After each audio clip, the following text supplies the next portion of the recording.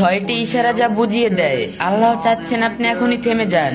যদি নিচের কোনো লক্ষণ তোমার জীবনে থাকে তাহলে তা হতে পারে আল্লাহর পক্ষ থেকে সেই পরিস্থিতি থেকে সরে যাওয়ার ইশারা। সবাই ফুল ভিডিওটা মনোযোগ দিয়ে শুনবেন এবং সাহাবের নিয়তে ভিডিওটা শেয়ার করে অন্যদেরকেও জানার সুযোগ করে দিবেন।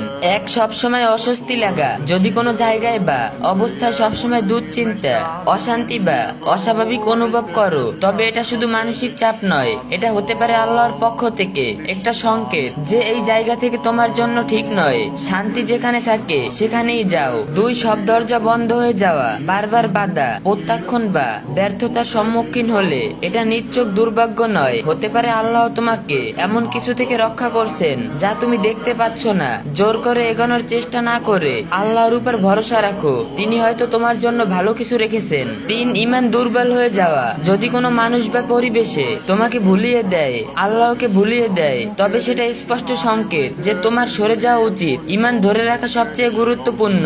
চার, সারাক্ষণ ক্লান্তিও আটকে থাকার অনুভূতি। সবসময় ক্লান্ত, অবসাদগ্রস্ত বা আটকে থাকা অনুভব করো, এটি আল্লাহর পক্ষ থেকে ইঙ্গিত হতে পারে যে কিছু একটা বদলানোর দরকার। আল্লাহ চান তুমি এগিয়ে যাও, না যে ভেঙে পড়ো না। পাঁচ, একই রকম খারাপ ঘটনা বারবার ঘটছে, একই ভুল বা কষ্ট বারবার ঘুরে ফিরে আসছে, এটা কাকতালিয়া নয়, আল্লাহ তোমাকে বুঝাতে চাইছেন তুমি সেই অবস্থা পরিবর্তন করো, সেই লক্ষণগুলো উপেক্ষা করো না। এই 5টি লক্ষণ আল্লাহর পক্ষ থেকে তোমার জন্য একটি ভালো শান্তিপূর্ণ পথের দিকের আহ্বান। তার হিকমায়ের উপর ভরসা রাখো, সাহস করে পরিবর্তন আনো। ভিডিওটা শেয়ার করলে তোমার কোনো ক্ষতি হবে না। যে ব্যক্তি কোনো একটি মাত্র জ্ঞান অন্যকে জানায় এবং তার দ্বারা মানুষ উপকৃত হয়, তবে সেই ব্যক্তি মারা গেলেও সে এর সব পেতে থাকবে।